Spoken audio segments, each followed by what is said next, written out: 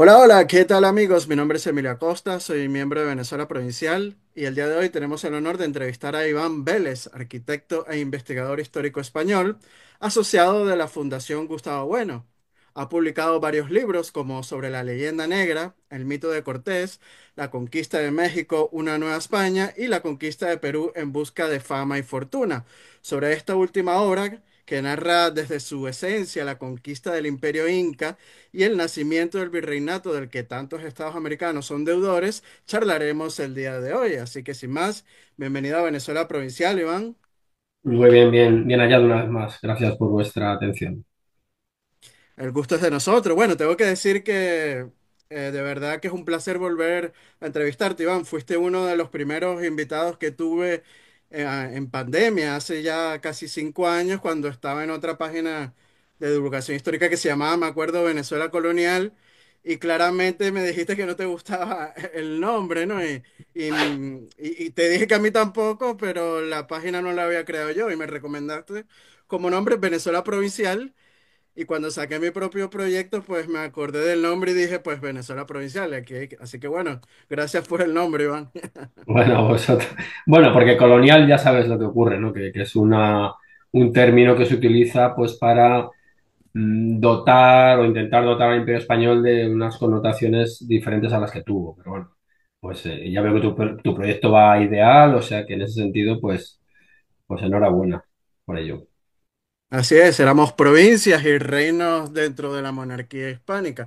Pero bueno, entrando en materia, Iván, la primera pregunta no puede ser otra de que nos hables un poco del proceso de documentación que tuviste a la hora de escribir el libro. Este libro, pues, como cumple con el rigor histórico, como todos tus libros, y señala lo siguiente: nuestros archivos son una auténtica mina, un patrimonio de un valor incalculable. ¿No es así? Sí, yo creo que es uno de los grandes patrimonios que tiene el mundo hispánico y es porque los españoles trataban de documentar sus hechos, evidentemente con fines particulares en gran medida, pero que toda esa cantidad de papel que se ha conservado permite reconstruir más o menos, indagar acerca de lo que en verdad ocurrió, porque como eran empresas colectivas, pues si alguno de ellos mentía, la corrección venía dada por el resto, ¿no? Que se veían concernidos en aquellos hechos. En ese sentido, la obra, por ejemplo, de Bernal Díaz del Castillo viene a corregir la narración de Lope de Gómara. Es decir, que esto es un proceso muy interesante, todo el papel, toda la documentación acumulada por los españoles, que eran hombres de armas, pero también de pluma, y eso nos viene muy bien. En cuanto a mi libro, lo que he hecho es, pues he tirado de las fuentes clásicas de la conquista del Perú, Francisco de Jerez, en fin, los cronistas publicados, pero también he intentado, pues, sacar del archivo de Indias eh, documentos que completen un poco la visión de aquellos hechos.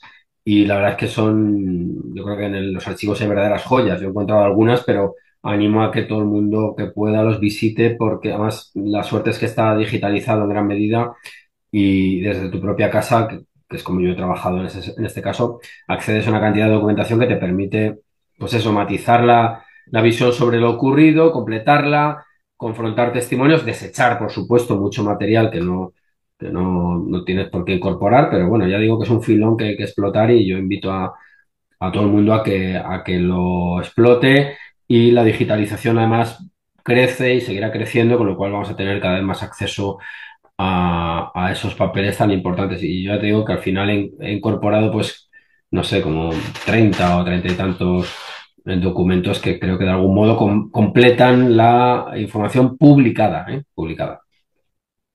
Sí, tus libros hay que decirlo que siempre están muy documentados y eso se agradece muchísimo, ¿no? También vemos en la portada del libro, como te comenté por Twitter, que utilizaste una moneda de 8 reales acuñada en el Potosí, lo que es el Alto Perú, actual Bolivia. Me imagino que tiene que ver con el subtítulo En busca de fama y fortuna. Cuéntanos un poco el motivo a la hora de escoger una moneda como imagen del libro. Bueno, es que esto es un libro que de alguna manera viene a complementar el que publiqué hace unos años titulado La conquista de México, una nueva España, y la portada pues juega un poco a establecer ese paralelismo. Si allí teníamos la piedra esta sacrificial mexica, aquí tenemos las monedas. ¿Por qué se ponen las monedas? Pues porque aparte de que formalmente pues parece que tiene cierta semejanza con esa piedra de la que hablamos, en cuanto a eso, en cuanto a forma, tiene que ver con todo el problema de los metales, de las riquezas, ¿no? que perseguían los españoles, que están incluidas en el subtítulo. La palabra fortuna es polisémica, alude a la diosa Fortuna, que creían tener de su parte junto con el providencialismo que les acompañó, pero además es que la plata, más que el oro, en este caso es fundamental. Y de hecho en el libro he incorporado algunas de las primeras querellas en torno a qué peso tenía el oro peruano en la monarquía española, en la monarquía de España. Y bueno, creo que es un episodio bastante ilustrativo de cómo ya hay una visión contrapuesta, la visión, digamos, cortesana y la visión peruana del proceso inmediatamente posterior a la conquista en torno al oro. Y es que el oro o los metales preciosos pues siguen protagonizando muchas de las polémicas que nos envuelven a todos los hispanos, porque cada 12 de octubre, con el famoso nada que celebrar, ese famoso nada que celebrar suele venir acompañado del devuélvanos el oro, claro. Y la cuestión es, hace poco yo he publicado un artículo en el suplemento de Ideas de la Gaceta de la Verosfera. ¿A quién corresponde ese oro? Pues corresponde a los pueblos prehispánicos y qué conexión tienen con este mundo actual, corresponden a los conquistadores, corresponden a la corona, corresponden a los herederos de aquel mundo. En fin, es un debate verdaderamente complejo y parecía inevitable que apareciera en la portada, junto con los elementos bélicos habituales. Sí, está un morreón y también unas barras, creo, si no me Holas, sí, equivoco. sí. Ujú. Eh, pero es importante lo que señalas porque efectivamente cuando hay un pecio a la hora pues de sacarlo siempre hay gente pues que quiere sacar su protagonismo aquí y la ley internacional siempre avala a España como dueño de todos esos pecios y todos los materiales que están ahí. Pero bueno, hablando de lleno ya de la conquista del Perú per se, es que el 14 de noviembre de 1524 el navío de Santiago levó anclas en Panamá rumbo al Perú, ¿no? Eso Y a es. bordo de ese barco, pues iban 112 españolas en busca de fama y fortuna, como dice tu libro. Háblanos un poco de este proceso de la conquista del Perú y todo lo que conllevó. Claro, el libro coincide con el 500 aniversario de ese primer viaje. Son tres los viajes que se dan desde el Panamá, desde Panamá, perdón, con el objetivo de entrar en esa tierra de la cual se tenían noticias por parte de Pascual de Andagoya, que es el primero que explora esas costas y el primero que tiene algunas pequeñas referencias del Tahuantinsuyo o del Imperio del Perú.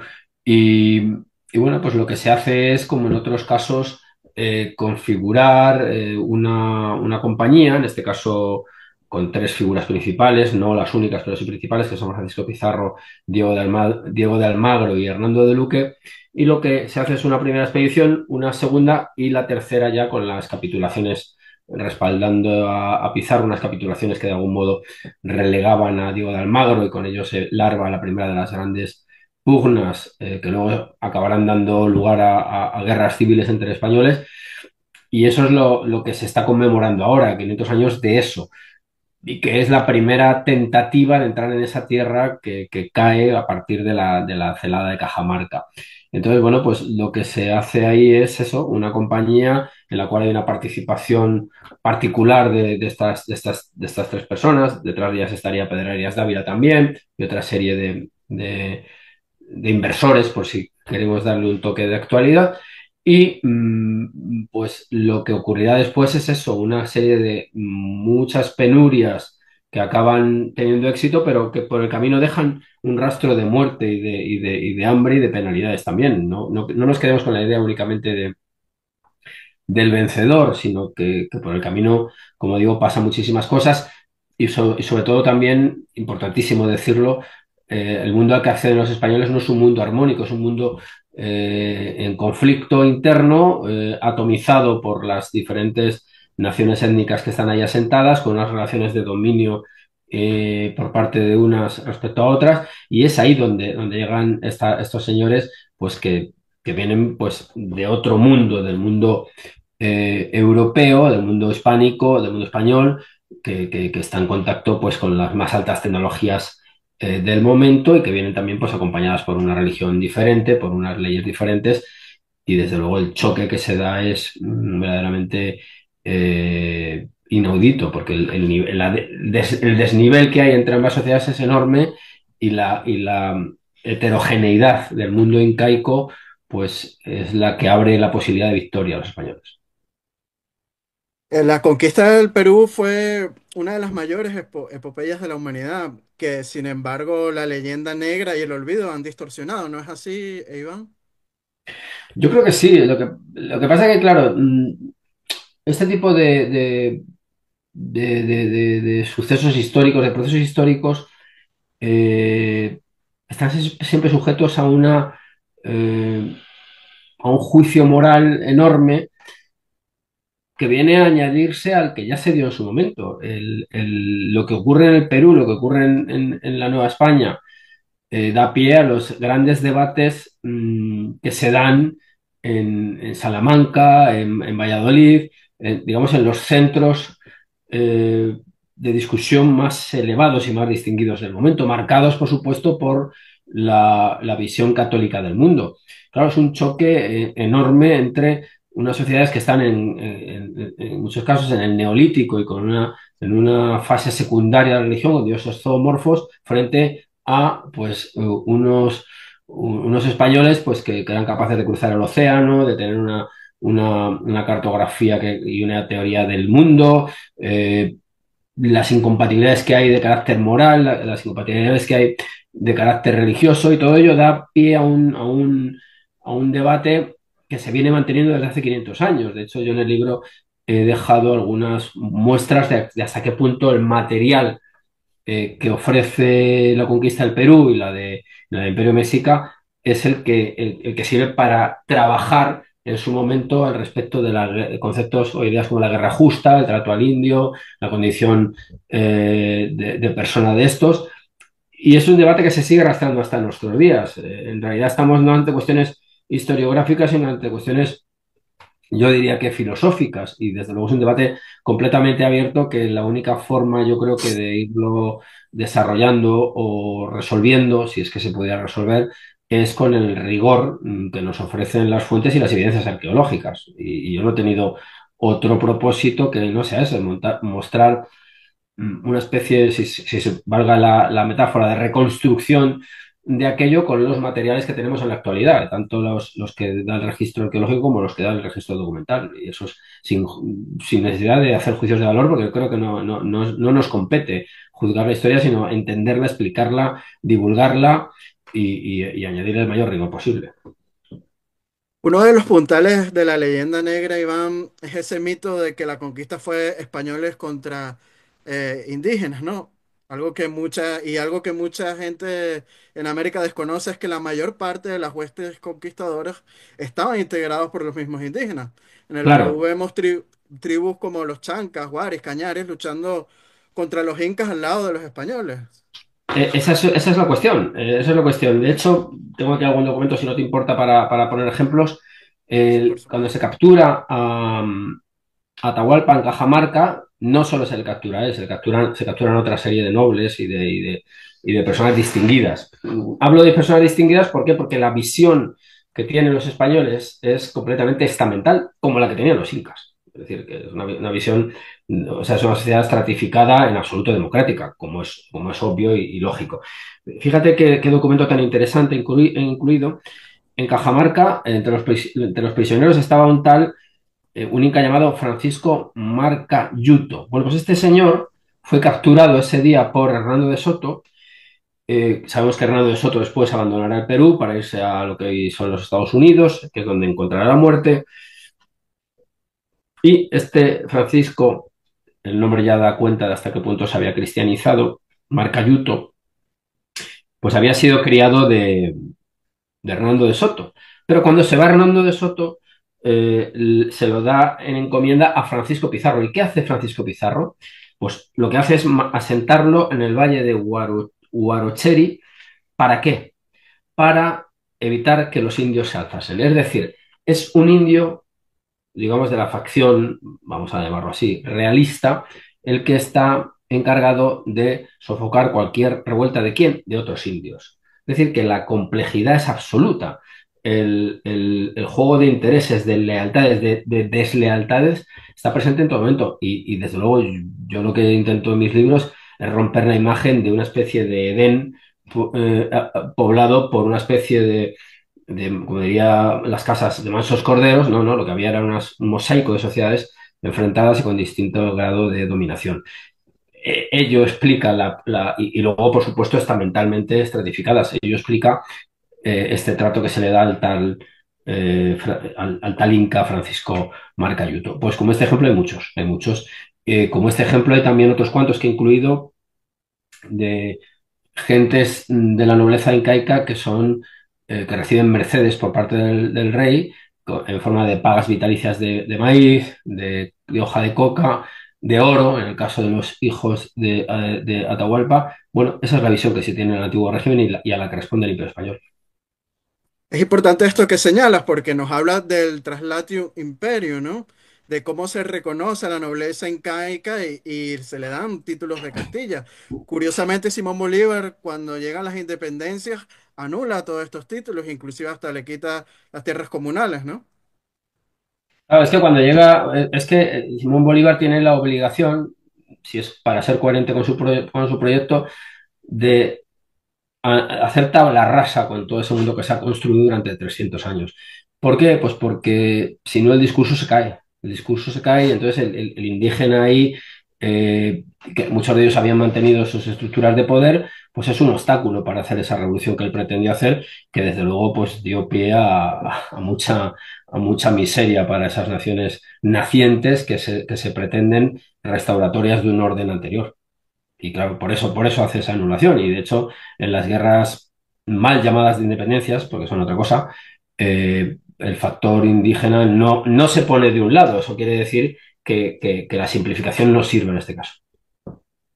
Sí, bueno, de hecho, la gran parte de los indígenas durante esta guerra de secesión, mejor que de Eso independencia, es. pues apoyaron a la causa realista, ¿no? Pero para no desviarnos mucho del tema, vemos que has sacado varios libros sobre la temática de la conquista. Antes habías abordado la figura de Hernán Cortés y la conquista de México, que por cierto, estos conquistadores de Perú toman a la conquista de México y de Hernán Cortés como un ejemplo a seguir, ¿no? Y por eso se embarcan en esta aventura. Y ahora lo haces con el Perú y comparando un poco los dos procesos de conquista, ¿cuál te ha emocionado más a la hora de estudiarlo? Bueno, es una pregunta, esto es como, ¿a quién quieres más, a tu madre o a tu padre? ¿No? Bueno, son procesos con muchos paralelismos, también con diferencias. Claro, la gran diferencia es que en el proceso de conquista y pacificación, que esos son los términos que se utilizan de lo que es la Nueva España, el Imperio Mexica, claro, está la figura de Hernán Cortés, que tiene todos los atractivos, ¿no? Tiene su propia, es cronista de sí mismo, tiene cronistas también de muy alto nivel, tiene a un Bernal del Castillo que aunque reclama la gloria para todos los compañeros, pues no se la quita a él. Tiene el hecho de que el enemigo, Pánfilo de Narváez, de Hernán Cortés, pues es enseguida neutralizado y casi ridiculizado. En fin, claro, la figura de Hernán Cortés es verdaderamente refulgente, ¿no? Y luego tiene además esas expediciones de Saavedra a Cerón para socorrer a Loaiza, o sea, quiere decir que es una persona de una talla gigantesca. Eh, ¿Qué ocurre en Perú? Pues que en Perú son los propios socios, porque sí, porque aquí lo que ocurre es que Hernán Cortés corta con Diego Velázquez de Cuellar, pero las guerras que ocurren en el Perú conquistado, pues en cierto modo empañan, ¿no? La figura de Pizarro. De hecho, cuando Gonzalo Pizarro se alza contra el rey, el emisario de Pedro Lagasca, de algún modo le dice que deponga su actitud para no manchar el nombre familiar, ¿no? Bueno, yo creo que son figuras enormes, sobre todo si comparamos la, las dificultades, más que si comparamos, si asumimos las dificultades a las que se tuvieron que enfrentar, porque es que parece que que el éxito lo oculta todo. En el caso del Perú pensamos lo que es meterte en la selva, meterte en los Andes, las dificultades que ello tiene, ¿verdad? Claro, quizá tenga mejor, es una figura más redonda, más completa la de Hernán Cortés, pero desde luego a mí me ha interesado muchísimo el proceso de guerras civiles que hay, de hecho es lo que he incluido en el libro después de la caída del Imperio Inca, hasta llegar a Francisco de Toledo, que es el que estabiliza, a mi juicio, aquella tierra. Pues esas guerras son guerras que tienen tras de sí debates potentísimos en torno a la encomienda, el estatus de los conquistadores, y en ese sentido me parece verdaderamente apasionante. Entonces, no sabría decirte, la verdad. Conectando un poco las dos últimas preguntas, es importante esto que señalas de estas guerras civiles entre conquistadores en el Perú, porque justamente la nobleza incaica se pone de parte de, digamos, la facción que está a favor del rey de España, pudiendo haberse puesto de parte de la otra facción que quizás era como que buscaba más autonomía, ¿no? Por llamarlo de alguna manera. Eso hay que matizarlo, ¿eh? Porque luego es verdad que la reelaboración de los discursos está presente. Por ejemplo, los antecesores de Felipe Guamán Poma, que son huascaristas, lo que tratan de trasladar el propio Felipe Guamán Poma es la idea de que ha habido una cesión de la soberanía por la vía de las embajadas iniciales. O sea, que ya digo, es un mundo tremendamente convulso. Claro, sí que es verdad que hay batallones que luchan a favor de Gonzalo Pizarro, que es, digamos, el que realmente llega a ser una auténtica amenaza, porque antes lo que había habido son impugnas internas. Pero claro, depende. Ya te digo que es un mundo mucho más estratificado, menos homogéneo de lo que pueda parecer, porque los intereses eran muy diversos y la extensión del territorio es muy amplia. En fin, creo que no se puede simplificar de esa manera, o a mi juicio, vamos. Sí, por supuesto, había algunas facciones que podían estar jugando de un lado y del otro, ¿no? También señalas que en la conquista del Perú has querido cerrar esta obra abordando algunos de los mitos e imágenes que alimentan la controversia, ¿no? Siempre abierta en el orbe hispano, en torno a las ideas como imperio, indígena, esclavo, guerra y paz. ¿Puedes explicarnos un poco lo que tratas de transmitir? Bueno, trato de, por ir rápidamente a los conceptos que acabas de manejar. eh, el tema de la esclavitud, por ejemplo. Yo estoy viendo últimamente demasiada afirmación de que en el Imperio Español no había esclavos. Sí, sí que lo sabía y de hecho están presentes en la obra, pero es que también en el mundo prehispánico lo sabía. Es decir, que tampoco podemos caer en unas visiones edulcoradas ni del mundo prehispánico ni del mundo hispánico. Hay unas realidades que son, bueno, inaceptables, pero hay que entender que estamos hablando de hace medio milenio. En cuanto a otras cuestiones controvertidas, es el de la encomienda. Claro, la encomienda hoy nos puede chocar muchísimo, pero es que es verdad que era el mundo al que los conquistadores trataban de acceder, a un ennoblecimiento y a una posición desahogada. Claro, la aprobación de las leyes nuevas en 1542 lo que viene es a dar el traste a cambiar, por utilizar un símil, las reglas del juego en mitad del partido, y eso produce pues una conmoción entre gentes que dicen, bueno, y ahora yo lo que he ganado con mi sudor y mi sangre no puedo transmitirlo a mis hijos. Entonces, claro, se produce un colapso de ese mundo. También entendible desde el lado de la corona, porque están alarmados ante la posibilidad de que se configure, de que cristalice una especie de nobleza completamente incontrolable. Ya había habido en España también el problema de las comunidades, donde cierta Ujú. nobleza hubo que neutralizarla. Y en el libro, de hecho, sale en la visita que hace el enviado de Pedro Lagasca a Gonzalo Pizarro, sale ese ejemplo, ¿verdad? Entonces, bueno, estamos ante ideas constantemente enfrentadas y luego, insisto, creo que lo más importante es que el material que ofrece el Perú y la Nueva España es el que da cuerpo a los grandes debates teológicos en torno a la guerra justa y al estatus del indio.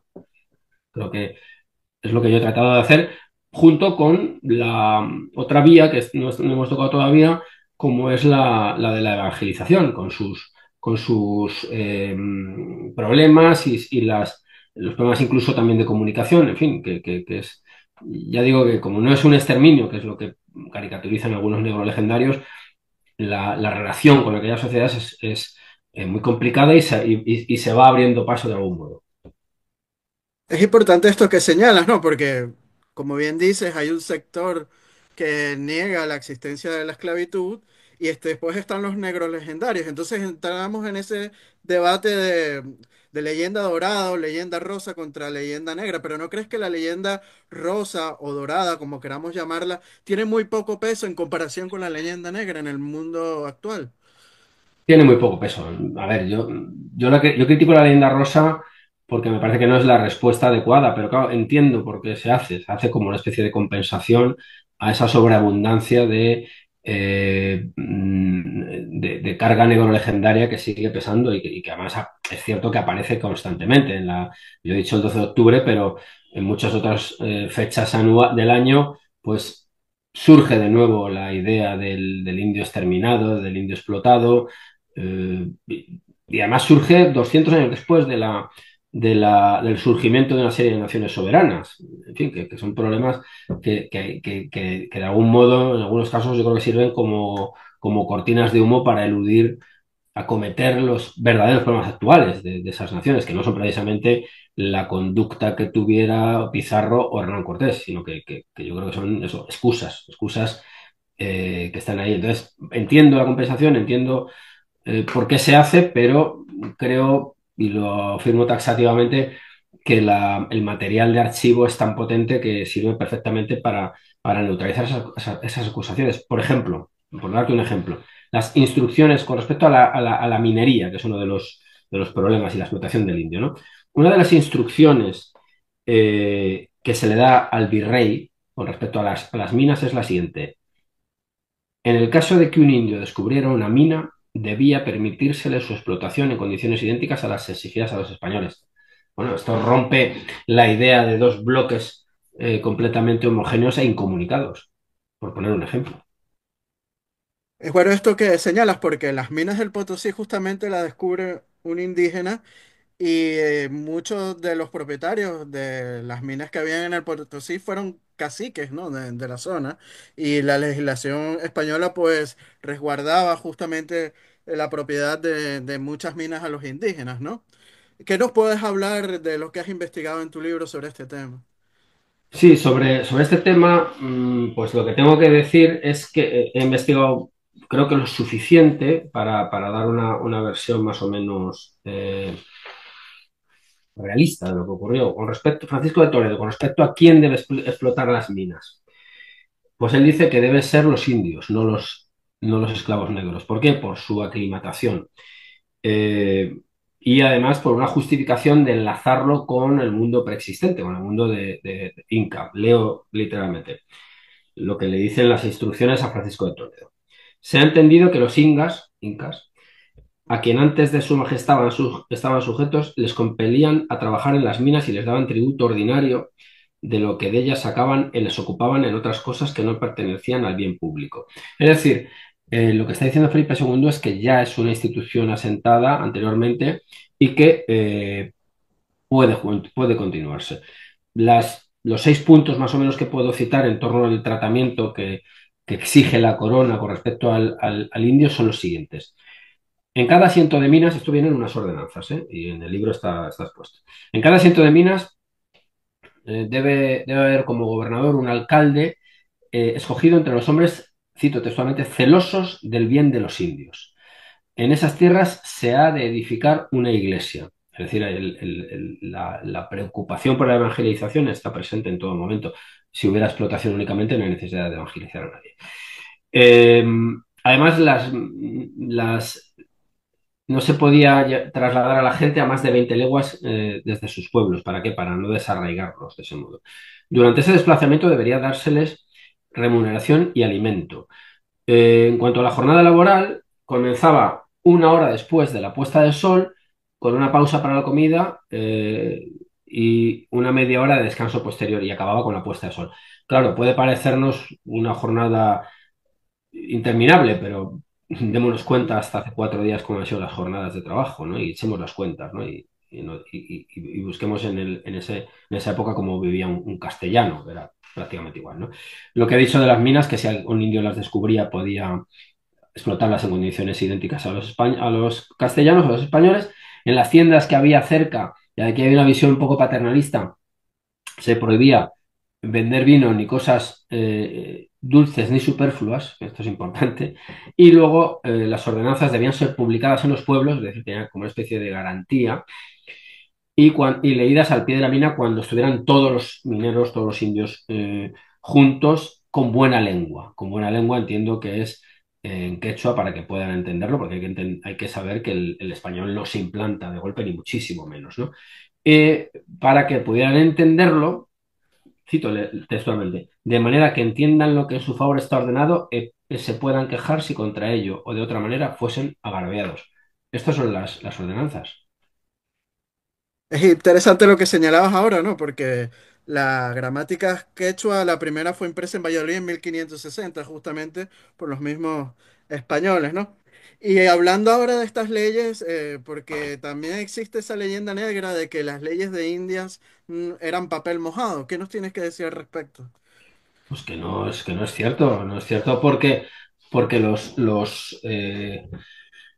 los gobernadores y los virreyes eran sometidos a un juicio de preresidencia. Entonces, algunos de ellos pagaron muy cara su corrupción o sus irregularidades. Pero bueno, esto ha ocurrido siempre y ocurrirá siempre. Las leyes se dictan y el fraude y el delito siempre van a existir y sí que se perseguían. No hay más que ver lo que ocurrió con Núñez de Guzmán. Núñez de Guzmán murió en prisión, en Castilla. Es decir, que eso de que no se cumplían, pues bueno, es una forma de descubrir el bulto. Sí que se cumplían en la medida en que son cumplidas las leyes en general. Pues claro que existirá siempre el fraude y el delito. Bueno, ya nos quedan 7 minutos. Bueno, de hecho, el mismo Cristóbal Colón, por no cumplir las leyes, Por regresó ejemplo, a España encadenado, ¿no? Hay que por recordar ejemplo. siempre eso. Pero bueno, como digo, ya nos quedan 7 minutos y por último quería preguntarte, bueno, como hemos dicho, la conquista de Perú fue un proceso complejo y hay un episodio importante respecto a la causa secesionista hispanoamericana que Simón Bolívar se dice auspició por carta, ¿no es así? ¿Perdón, no te he oído? Que la causa secesionista de Simón Bolívar, que muchas veces decía que una de las causas de la secesión es justamente la crueldad española en la conquista. ¿Qué opinas al respecto de la conquista del Perú? Vamos a ver, la crueldad estaba antes de los españoles allí. Los españoles llegan a un mundo que está dividido, que está enfrentado entre Huáscar y Atahualpa y sus diversas facciones, que está además dentro de esos dos bloques configurado por naciones étnicas, vamos a llamarlas así, que ven la oportunidad pues de sacudirse esa opresión. No digo que para acceder a un mundo democrático e igualitario, pero es porque sería un anacronismo.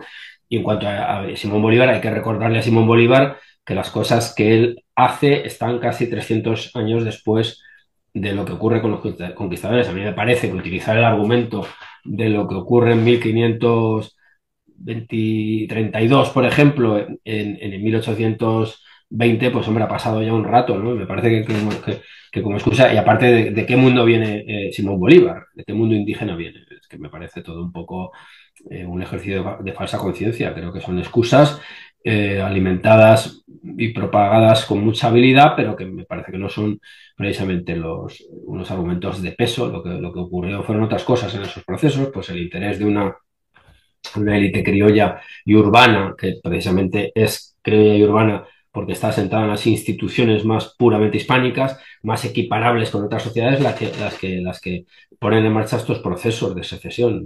Pero no creo que sea una respuesta a las crueldades cometidas o no por los españoles 300 años antes o 250 años antes, me da absolutamente igual, ¿no? Sí, opino que es parte de la propaganda política de aquel momento, como lo podemos ver hoy en día con presidentes como Por los de ejemplo, México, por con ejemplo. Claudia Sheinbaum, con Maduro y Hugo Chávez. Me parece ridículo, o sea, que en el año 2023 o 2024 o Ujú. 2025 estemos todavía a vueltas con los perdones y demás, me parece ridículo porque precisamente esas naciones, yo lo he dicho muchas veces, son transformaciones de las estructuras virreinales, con muy poca impronta indígena, más allá de cuestiones, pues sí, étnicas y estéticas quizá, pero vamos, desde luego México no ha restaurado la ley mexica, ni el panteón, ni el tipo de sociedad, me imagino, vamos, que no es Ni donde las quieren ir, guerras floridas. ni la guerra florida, ni los servicios humanos, no sé, me parece que no tienen el menor sentido, me parece ridículo, sinceramente. Completamente de acuerdo contigo, Iván. Bueno, ya nos quedan 4 minutos. Las cámaras de Venezuela Provincial son todas tuyas para despedirte de nuestro público y también recordarle a la gente en dónde pueden adquirir tu libro La Conquista del Perú. Bueno, nada, simplemente agradecerte la atención a mi trabajo. Yo lo que he tratado, como siempre, otra cosa es que lo consigas, soy el lector el que debe decidirlo, es hacer una obra equilibrada. No me dedico a hacer juicios de valor, sino a concatenar hechos, a tratarlos con el mayor rigor posible, es lo que he intentado. ¿Y dónde se puede leer mi obra? Pues yo creo que en las plataformas estas que todo el mundo conoce, de Sí, ámbito en casi Amazon a global, nivel internacional, por por ejemplo. ejemplo, y luego, pues, bueno, pues el que esté en España, en el librero de la esquina, creo que es un libro que se distribuye bastante bien, es fácil de conseguir, y el que esté en el otro charco, pues es que es una cosa que a mí me sorprende la incomunicación que hay, o la dificultad es en el flujo de libros. Ahí ya no sé muy bien por dónde recomendar, pero me imagino que a lo mejor el libro digital o algo así es el que permite un acceso a la lectura más sencillo. Y nada, pues simplemente agradeceros eso, la atención y seguiremos trabajando en la medida de las posibilidades que tengamos. Así es, Iván. Bueno, gracias a ti por aceptar la invitación una vez más, por tercera vez a Venezuela Provincial. Siempre es un gusto charlar de estos temas que nos unen de un lado y del otro del charco. Recordarles a la gente también que si les gustó este video, darle me gusta y compartirlo para llegar así a más público. Nuestros artículos de investigación histórica los publicamos diariamente en nuestras redes sociales como lo son Instagram y Facebook. Y si quieres ser patrocinantes o mecenas de nuestro proyecto de divulgación histórica, pueden hacerlo a través del Patreon de Venezuela Provincial con tan solo 1 euro, Iván, pues lo que puede costar una lata de refresco en un supermercado ya nos están ayudando mucho en esta O labor de menos. divulgación histórica. Aprovechamos para enviarles un fuerte saludo y abrazo a nuestros mecenas y patrocinantes, como lo son Gabriela Arrieta, Ángel Suárez, Juan Cristóbal García, Lomeli Sam, Domingo González, Miguel Curvelo, Jan Rosales y los miembros del canal de YouTube África del Valle y Antonio Miracán, que es otra forma también de apoyarnos. Así que bueno, Iván, como siempre, encantado de charlar contigo y hasta una próxima oportunidad. Muy bien, muchas gracias. Un fuerte abrazo. Abrazo, adiós, chao, chao. Ánimo.